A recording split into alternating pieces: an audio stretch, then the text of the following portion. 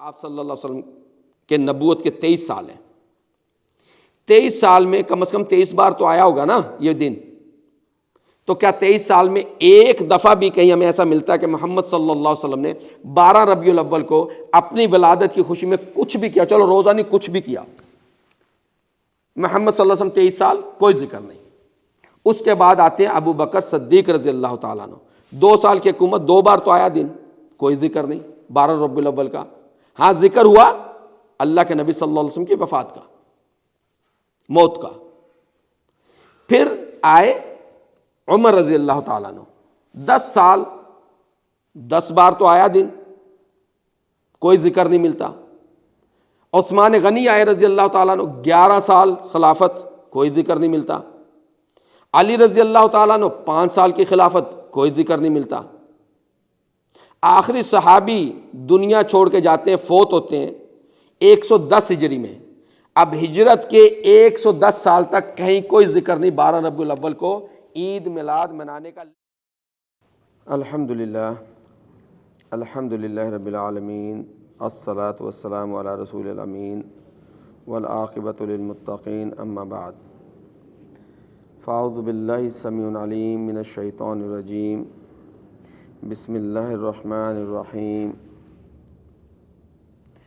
لقد انزلنا الیکم کتابا فیہ ذکرکم افلا تعقلون. رب اشرح لی صدری ویسر لی امری واحلل عقدۃ من لسانی یفقہوا قولی. پیارے دوستو، بہنوں، بھائیوں، جیسا کہ سب جانتے ہیں 12 ربیع الاول کا مہینہ جب آتا ہے تو کچھ مسلمان بھائی اس حوالے سے تیاریاں شروع کر دیتے ہیں کہ 12 ربیع الاول میں محمد رسول اللہ صلی اللہ علیہ وسلم کی ولادت ہوئی تو ہمیں جشن عید میلاد منانا چاہیے. کچھ دوست احباب جشن عید میلاد کے حق میں اور کچھ دوست احباب مسلمان جشن میلاد عید النبی محمد رسول اللہ صلی اللہ علیہ وسلم کے حق میں نہیں ہیں. آج انشاءاللہ اللہ کے نبی صلی اللہ علیہ وسلم کی ولادت کی خوشی میں ہمیں خوش ہونا چاہیے، اللہ کا شکر ادا کرنا چاہیے. اس کی دلیل قرآن سے اور حدیث سے، اور انشاءاللہ ان چند منٹوں میں جو دلائل پیش کیے جائیں گے، کوئی بہرا یا بے عقل اسے مانے یا نہ مانے، بہرے سے مراد جس کی کانوں کی سماعت نہیں ہے، سن نہیں سکتا، وہ نہیں مانے گا. لیکن جو بھی سنتا ہے اور عقل رکھتا ہے انشاءاللہ ان دلائل کو جھٹلا نہیں سکتا کہ اللہ کے نبی صلی اللہ علیہ وسلم کی ولادت پر ہمیں اللہ کا شکر ادا کرنا چاہیے. اللہ سبحانہ و تعالیٰ نے سورہ انبیاء سورت نمبر 21 آیت نمبر 10 میں ہمیں ایسی انفارمیشن دی کہ لقد کان کہ اللہ سبحانہ و تعالیٰ کہتے ہیں وَلَقَدْ أَنزَلْنَا إِلَيْكُمْ كِتَابًا فِيهِ ذِكْرُكُمْ. تمہاری طرف یہ کتاب اتاری گئی ہے، اس میں تمہارا ذکر موجود ہے. ظاہر کتاب ہمارا ذکر بھی ہوگا، محمد رسول اللہ صلی اللہ علیہ وسلم کے ذکر بھی ہوگا، اور خاص طور پر وہ باتیں جن کا تعلق ہمارے ایمان کے ساتھ ہے اس کا ذکر تو اس میں سب سے پہلے ہوگا. تو محمد رسول اللہ صلی اللہ علیہ وسلم کے ساتھ محبت ہمارے ایمان کا حصہ ہے. تو یہ کیسے ہو سکتا ہے کہ اللہ سبحانہ و تعالیٰ محمد رسول اللہ صلی اللہ علیہ وسلم کی ولادت کے متعلق ہمیں کوئی انڈیکیشن نہ دیں اور محمد رسول اللہ صلی اللہ علیہ وسلم ہمیں کوئی واضح طریقہ اور واضح راستہ نہ بتا کر جائیں. تو محمد رسول اللہ صلی اللہ علیہ وسلم کی ولادت پر خوشی منانا یہ ہمارے ایمان کا حصہ ہے. قرآن کی آیت بھی ہے جس کے اوپر اس آیت پر بھی اختلاف ہے علماء کا بھی، منانے والوں کے اور نہ منانے والوں دونوں کا اختلاف ہے اس آیت پہ بھی، جس کو بعد میں ہم ڈسکس کریں گے۔ سب سے پہلے ہمیں یہ جاننا ہے کہ اس کتاب کے اندر ہمارا ذکر موجود ہے، اور محمد رسول اللہ صلی اللہ علیہ وسلم کی ولادت اور اس پر ہمیں کیا کرنا ہے، اس کے لیے بھی اللہ سبحانہ تعالیٰ نے ہمیں راستہ دیا، انڈیکیشن دی۔ تو اللہ سبحانہ تعالیٰ جو ہمیں پہلی انفارمیشن دے رہے ہیں اس حوالے سے کہ محمد صلی اللہ علیہ وسلم کی ولادت کے متعلق ہمیں کیا کرنا چاہیے، عید میلاد النبی کیسے منانی چاہیے، کیسے اور کب۔ اللہ سبحانہ تعالیٰ کہتے ہیں سورہ احزاب سورت نمبر 33 آیت نمبر 21 لقد کان لکم فی رسول اللہ اسوۃ حسنہ لمن کان یرجو اللہ والیوم الآخر وذکر اللہ کثیرا۔ لقد کان لکم فی رسول اللہ اسوۃ حسنہ، تمہارے لیے محمد صلی اللہ علیہ وسلم کی زندگی میں بہترین نمونہ، یعنی کسی بھی قسم کی پرابلم ہوگی جہاں پہ ہمارا اختلاف ہو جائے گا تو ہمیں کیا دیکھنا ہے، قرآن دیکھنا ہے، محمد رسول اللہ صلی اللہ علیہ وسلم کی زندگی دیکھنی ہے، اس کے اندر ہمارے پاس مثال موجود ہے، وہاں سے ہمیں مل جائے گا۔ اور یہ کن کے لیے؟ ہر ایک کے لیے نہیں، لمن کان یرجو اللہ، جس کو اللہ سے ملنے کی امید ہے، جس کو پتہ ہے کہ وہ اللہ سے ملاقات کرے گا، والیوم الآخرہ، اور اس کو آخرت کی امید ہے کہ آخرت میں اللہ سے ملاقات ہوگی، وذکر اللہ کثیرا، اور وہ اللہ کا ذکر کثرت سے کرتا ہے۔ اللہ کا ذکر کثرت سے کیا ہے؟ وہ قرآن کی تعلیمات اور اذکار۔ اب جو قرآن کو کثرت سے پڑھتا ہوگا، آخرت پر یقین رکھتا ہوگا، اللہ سے ملاقات پر یقین رکھتا ہوگا، محمد صلی اللہ علیہ وسلم کی زندگی میں جا کر دیکھے گا کہ ہمیں عید میلاد کیسے منانی ہے، عید میلاد کیسے منانی ہے۔ تو محمد رسول اللہ صلی اللہ علیہ وسلم وہ عید میلاد اپنی پیدائش کے اوپر اللہ کا شکر کیسے ادا کرتے تھے۔ حدیث ہمیں ملتی ہے صحیح مسلم میں، عن ابی قتادہ الانصاری رضی اللہ تعالیٰ عنہ قال سئل رسول اللہ صلی اللہ علیہ وسلم عن صوم الاثنین۔ ابی قتادہ الانصاری کہتے ہیں کہ محمد صلی اللہ علیہ وسلم سے پوچھا گیا سوموار پیر کے روزے کے متعلق،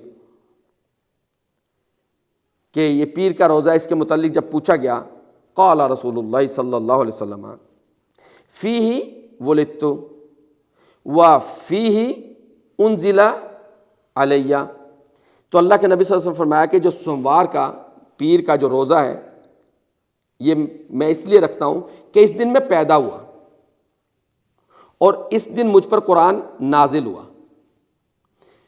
اب ہم نے کیا کیا، شیطان کے بہکاوے میں آ کے اللہ کے نبی محمد صلی اللہ علیہ وسلم کو ہم نے عام لوگوں کی طرح سمجھ لیا۔ جیسے میں اپنے بیٹے کی سالگرہ اگر مناتا ہوں سال میں ایک بار، باپ کی سالگرہ منائی سال میں ایک بار، دوست یاروں احباب کی سالگرہ منائی سال میں ایک بار، لیکن میرے رب اللہ سبحانہ و تعالیٰ نے محمد صلی اللہ علیہ وسلم سے کیا کہا، وما ينطق عن الهوى، کیونکہ یہ محمد صلی اللہ علیہ وسلم اپنی مرضی سے کچھ نہیں بولتے، تو جو کچھ کرتے ہیں جو کچھ کہتے ہیں وہ اللہ کی مرضی سے، اللہ کے حکم سے کہتے ہیں۔ اب محمد رسول اللہ صلی اللہ علیہ وسلم اپنی ولادت کے اوپر شکر کیسے ادا کر رہے ہیں کہ وہ پیر کا سوموار کا روزہ رکھتے ہیں، اور یہ پیر جس کو سوموار بھی بولتے ہیں، منڈے، یہ سال میں ایک بار آتی ہے یا کتنی بار آتی ہے؟ ہم نے محمد رسول اللہ صلی اللہ علیہ وسلم کو لیا اور عام لوگوں کے ساتھ کھڑا کر دیا، جیسے کرسچن سالگرہ مناتے ہیں، ہم اپنے بچوں کی جو مناتے ہیں وہ سال میں ایک ہی بار مناتے ہیں نا، تو ہم نے محمد صلی اللہ علیہ وسلم کی بھی ولادت کی شکرانے میں کیا کیا، ایک دن مختص کر لیا۔ ابھی اس دن کی بھی حقیقت دیکھتے ہیں۔ تو اللہ کے نبی صلی اللہ علیہ وسلم کیا کہتے ہیں کہ فیہ ولدت، میں سوموار والے دن، پیر والے دن، منڈے کو میں پیدا ہوا، اس لیے روزہ رکھتا ہوں اللہ کا شکر ادا کرنے کے لیے۔ وفیہ انزل علیہ، اور مجھ پر قرآن بھی سوموار والے دن ہی اترا۔ تو ہمیں چاہیے کہ محمد صلی اللہ علیہ وسلم کی عید میلاد ایسے منائیں جیسے محمد رسول اللہ صلی اللہ علیہ وسلم منائی ہے، کیونکہ اللہ سبحانہ و تعالیٰ نے محمد صلی اللہ علیہ وسلم کی زبان سے یہ کہلوایا کہ حدیث ہمیں ملتی ہے صحیح بخاری میں اور صحیح مسلم میں، عن عائشہ صدیقہ رضی اللہ تعالی عنہا قالت قال رسول اللہ صلی اللہ علیہ وسلم من عمل عملا لیس علیہ امرنا فہو رد، کہ جس نے کوئی بھی عمل کیا اور اس پر ہمارا حکم نہ ہو تو وہ مردود ہے، ناقابل قبول ہے اللہ کے ہاں۔ تو اس کا مطلب اگر سال میں ایک بار منائیں تو وہ تو اللہ کے نبی صلی اللہ علیہ وسلم کا حکم نہیں ہے اس کے اوپر۔ اللہ کے نبی صلی اللہ علیہ وسلم کا اور اللہ کا حکم کیا ہے؟ اللہ کیا کہہ رہے ہیں؟ اطیعوا اللہ اطیعوا الرسول، اللہ کی اتباع کرو، رسول صلی اللہ علیہ وسلم کی اتباع کرو۔ محمد صلی اللہ علیہ وسلم نے کیسے اپنا عید میلاد منایا؟ ہر سوموار کو، یعنی ہر منڈے کو، ہر پیر کو روزہ رکھتے تھے۔ ہم میں سے کتنے ہیں جو محمد رسول اللہ صلی اللہ علیہ وسلم کے بتائے ہوئے طریقے کے مطابق عید میلاد مناتے ہیں؟ اب اس آیت کی طرف آتے ہیں جس میں کچھ کہتے ہیں نہیں جی یہ صرف قرآن کے لیے، کچھ کہتے ہیں نہیں جی محمد صلی اللہ علیہ وسلم کی ولادت کے لیے۔ میں کہتا ہوں دونوں صحیح ہیں۔ اب یہ کیسے ہو سکتا ہے؟ یہ بھی صحیح، یہ بھی صحیح۔ دیکھتے ہیں یہ آیت ہے کون سی۔ اس میں اللہ سبحانہ تعالیٰ سورہ یونس سورت نمبر 10 آیت نمبر 58، قل وبفضلہ وبرحمتہ فبذلک فلیفرحوا، کہو کہ اللہ کے فضل کے ساتھ اور اس کی رحمت، فبذلک فلیفرحوا، اور اس کے لیے تم خوش ہو جاؤ۔ جب بندہ خوش ہوتا ہے تو اللہ سبحانہ تعالیٰ ایک طریقہ رکھا ہے کہ اللہ کا شکر ادا کریں۔ قل بفضل اللہ وبرحمتہ فبذلک فلیفرحوا، اللہ کہہ رہے کہو کہ فضل اور اس کی رحمت اور اس پر خوشی مناؤ، اور یہ اس سے بہتر ہے جو تم جمع کرتے ہو، یہ اس سے بہتر ہے جو تم جمع کرتے ہو۔ اب اللہ سبحانہ و تعالیٰ نے ہمیں یہ آیت دی تو اس پہ کچھ لوگوں کا جی محمد رسول اللہ صلی اللہ علیہ وسلم کی ولادت کے متعلق تو ہمیں خوشی منانی چاہیے۔ میں بھی کہتا ہوں منانی چاہیے۔ کیسے منانی چاہیے؟ دین قرآن میرے پر اترا، آپ کے اوپر اترا، یا محمد رسول اللہ صلی اللہ علیہ وسلم کے اوپر اترا؟ اترا تو محمد صلی اللہ علیہ وسلم کے اوپر۔ دوسرے کہتے ہیں نہیں جی یہ قرآن کے لیے، تو یہ بھی صحیح ہے، بے قرآن بھی تو اللہ کی رحمت ہے، اللہ کا فضل ہے ہم لوگوں پر۔ تو یہ قرآن اور محمد صلی اللہ علیہ وسلم، محمد صلی اللہ علیہ وسلم کی پیدائش سوموار والے دن، یعنی جس کو پیر کہتے ہیں منڈے، قرآن اترنا شروع ہوا سوموار والے دن، پیر یعنی منڈے۔